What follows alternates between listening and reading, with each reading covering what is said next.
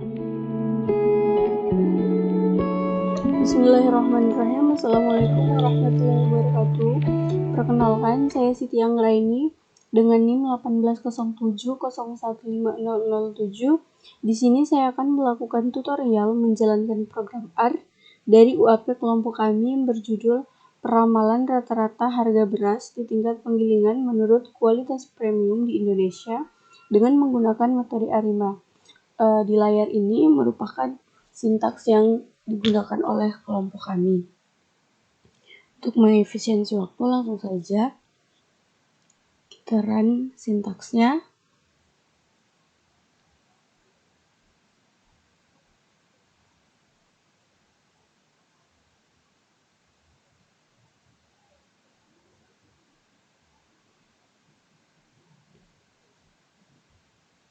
Di sini ada sintaks read table file.choose.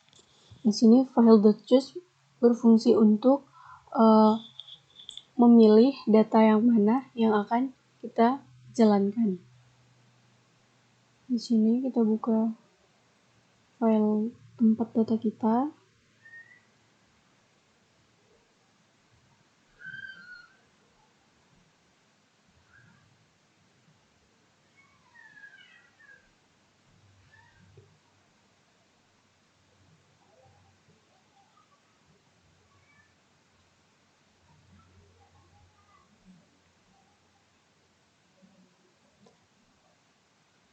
Nah, di sini data di sini menampilkan data yang telah kita pilih di sintaks sebelumnya. Jadi ini adalah data yang digunakan oleh kelompok kami.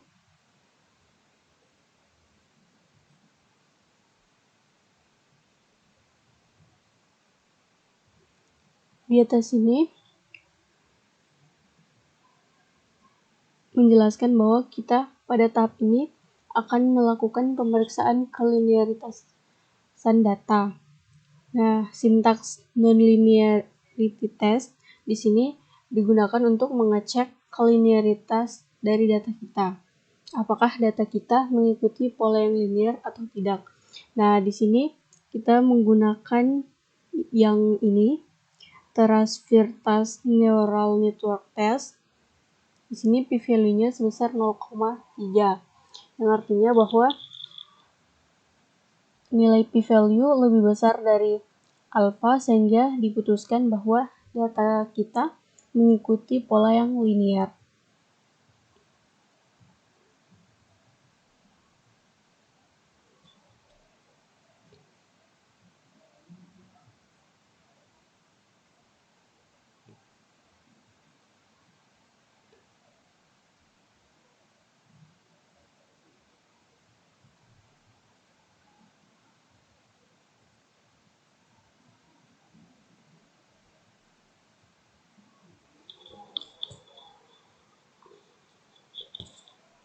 Nah, di sini kita memilih lagi data kita menggunakan sintaks data read.table file.choose, kemudian data di sini menampilkan data kita.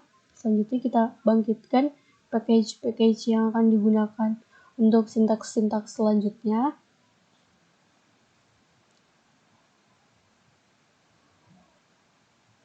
Di sini kita akan menampilkan nilai statistika deskriptif dari data kita. Nah, yang summary data ini digunakan untuk melihat nilai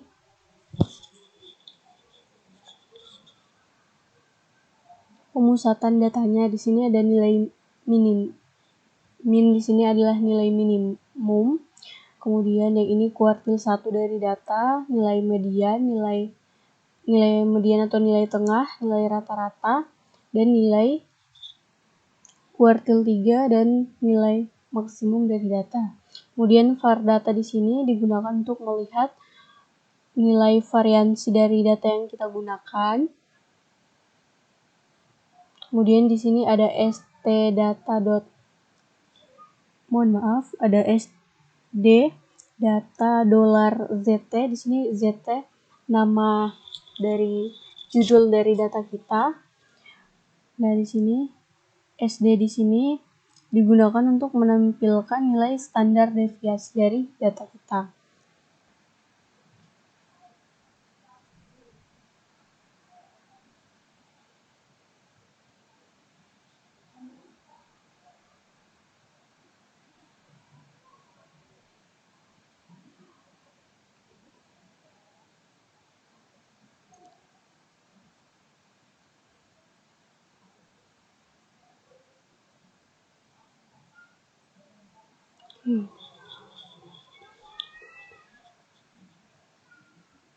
Di sini kita plot data ini untuk melihat plot time series dari data yang digunakan. Di sini dapat dilihat bahwa data kita belum stasioner, baik dari rata-rata maupun variansi. Nah, itu baru asumsi secara visual. Selanjutnya, kita akan membuktikan apakah asumsi kita itu benar atau tidak dengan melakukan pengecekan stasionaritas di sini. Tetapi sebelumnya kita akan melihat pola ACF dan PACF dari data. Nah, di sini dapat dilihat bahwa pola ACF-nya masih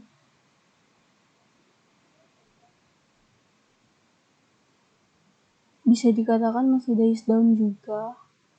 Jadi data kita belum stasioner. Selanjutnya kita melihat pola PACF. Nah, selanjutnya kita melakukan pengecekan stasionaritas data dalam variansi.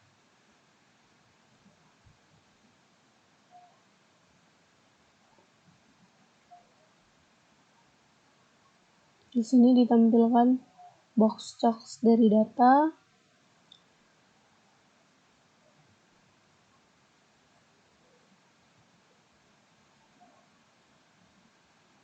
Nah, di sini di P power transform.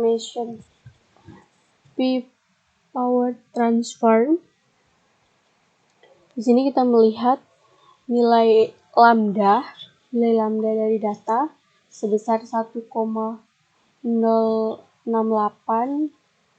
masih lebih dari 1, sehingga data kita belum stasioner dari dalam rata-rata, sehingga kita melakukan transformasi. Nah, di sini transformasinya dengan cara data yang digunakan dipangkatkan dengan nilai lambda yang diperoleh tadi.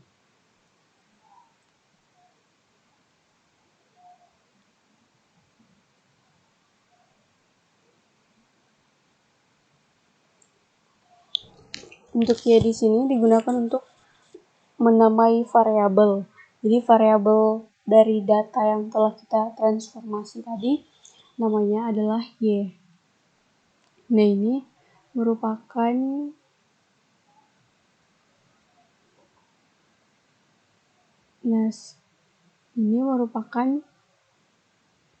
data yang telah kita transformasi. Selanjutnya kita mengecek lagi nilai lambda dari data yang telah kita transformasi menggunakan sintaks power transform. Nah, di sini diperoleh nilai lambda sebesar 0,99 yang jika kita bulatkan nilainya mendekati 1 atau sama dengan 1, sehingga dapat kita simpulkan bahwa data kita telah stasioner dalam varians setelah dilakukan transformasi 1 kali. Kemudian di sini kita melihat box chocks-nya. Selanjutnya kita melihat ACF dari data yang telah kita transformasi tadi. Nah, ACF-nya masih sama. Selanjutnya kita akan melakukan pengecekan kestasioneran data dalam rata-rata dengan sintaks ADF test. ADF test di sini artinya kita menggunakan pengujian augmented decupleur. Sintaksnya. Nah, di sini diperoleh nilai p-value dari uji decupleur sebesar 0,5224, di mana nilai p-value ini lebih besar dari nilai taraf signifikansi yang digunakan sebesar 0,05, sehingga dapat kita putuskan untuk menolak hipotesis 0 dan disimpulkan bahwa data kita belum stasioner dalam rata-rata. Karena data kita belum stasioner dalam rata-rata, maka kita akan melakukan differencing satu kali. Nah, sintaks diff di sini menandakan kita melakukan differencing, kemudian difference sama dengan 1, artinya differencing itu satu kali. Nama variabel untuk data yang kita differencing tadi adalah ini, data diff. Kemudian kita akan menampilkan datanya dengan memanggil data diff tadi. Nah, ini output dari data yang telah dilakukan differencing. Selanjutnya kita akan melihat plot time series dari data tadi dengan menggunakan sintaks ini, plot.ts, artinya plot time series. Nah, di sini dapat kita lihat bahwa time series plot dari data yang telah kita transformasi dan differencing sudah stasioner baik dalam rata-rata maupun dalam variansi. Dapat dilihat bahwa terdapat perbedaan plot dari data sebelumnya yang belum dilakukan transformasi dan differencing dengan data yang telah ditransformasi dan differencing. Nah, selanjutnya di sini kita melakukan pengujian ADF test kembali. Nah, di sini dapat kita lihat nilai p-value-nya sebesar 0,01, di mana nilai p-value ini sudah lebih kecil dari nilai taraf signifikansi yang kita gunakan, yaitu 0,05, sehingga dapat kita simpulkan bahwa data kita telah dilakukan differencing satu kali, telah stasioner dalam rata-rata. Selanjutnya kita melihat plot HCF dan PHCF-nya. Nah, di sini yang variabel yang digunakan adalah data diff, artinya data yang telah ditransformasi dan di-differencing. Kemudian 82 ini adalah banyaknya data yang digunakan. Nah, di sini dapat dilihat bahwa plot HCF mengalami cut off. Dia cut off setelah lag 1.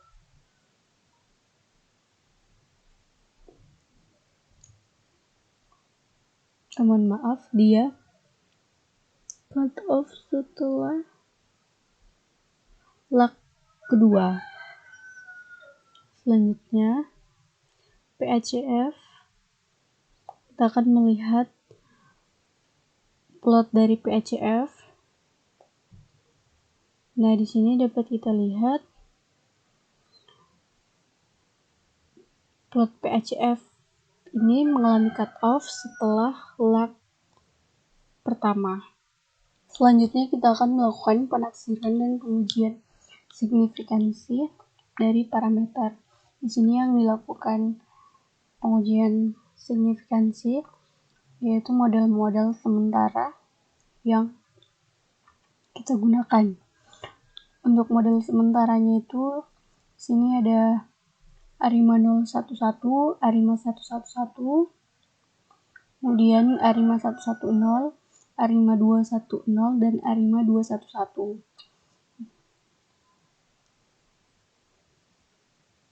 Ini keterangan sintaknya.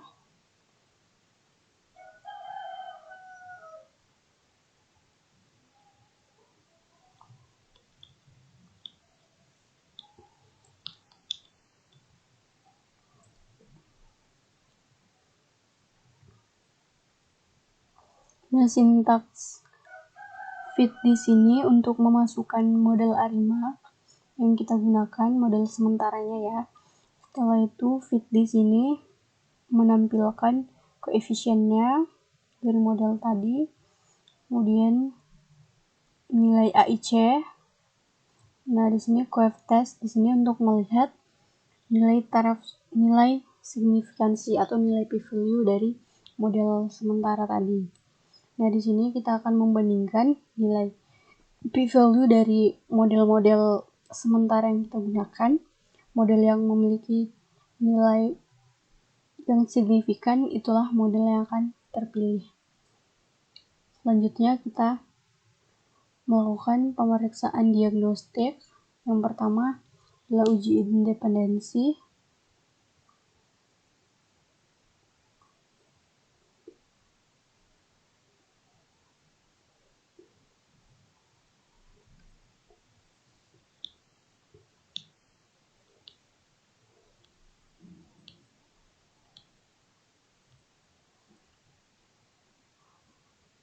Nah, di sini pengujian yang digunakan adalah Box-Eljon test. Di sini sintaksnya box.test. Nah, kemudian di sini ada tipe Eljon. Nah, di sini pengujian independensinya itu dibagi menjadi beberapa lak. Di sini ada lak 12, 24, 36, 48, 60, dan 72.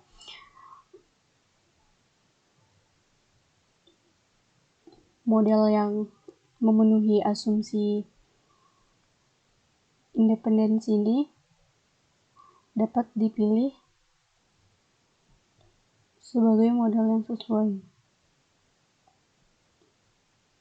Atau model yang sesuai adalah model yang memenuhi pengujian independensi ini.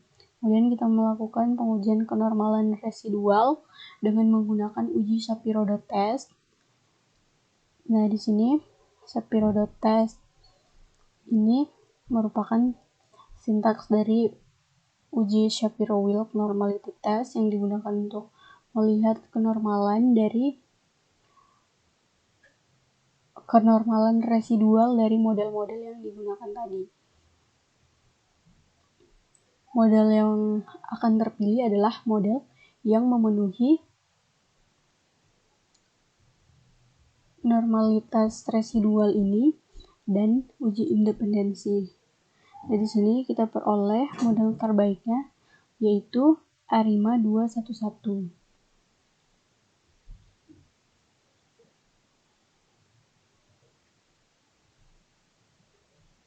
Sini diperoleh nilai IC, MAPE, dan lain-lainnya. Sini summary model digunakan untuk menampilkan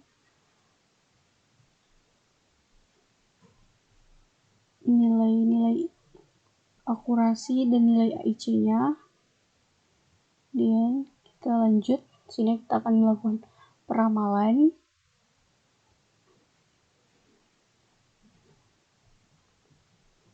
Nah, library RedXL di sini untuk membangkitkan package ini RedXL. Kemudian ini. Nah, untuk melakukan peramalan, maka data yang telah kita transformasi tadi kita kembalikan ke data awal dengan sintaks ini. ARIMA X sama dengan Y pangkat 1/1.06.841. Sebelumnya pada saat transformasi tadi kan data kita di pangkat ini. Nah, ketika dikembalikan maka data di pangkat 1 per nilai lambda tadi. Kemudian kita tampilkan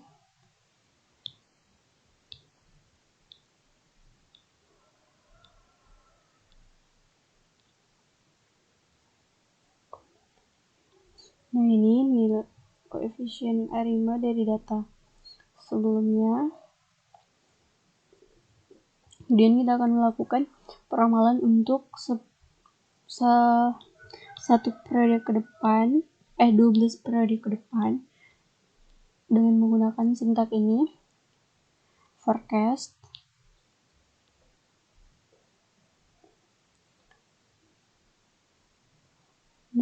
Data forecast-nya kita buat dalam bentuk tabel dengan syntax ini s.data.frame, kemudian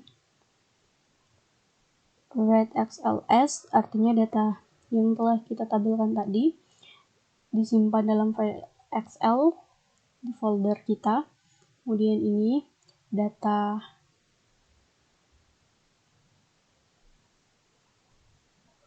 yang telah kita kembalikan tadi. Nah, di sini data yang telah kita kembalikan tadi tersimpan dalam file Excel. Kemudian kita akan melihat plot data peramalannya. Nah, di sini kita cari data sebelumnya, data forecast dan data fit tadi, data yang telah kita kembalikan. Kita buat dalam satu folder Excel lagi, kemudian kita buat txt. Nah, datanya di sini. Nah, kemudian ini aktual ini kita panggil data aktual dan data prediksi dari data yang telah kita gabungkan tadi. Kemudian kita akan menampilkan grafiknya.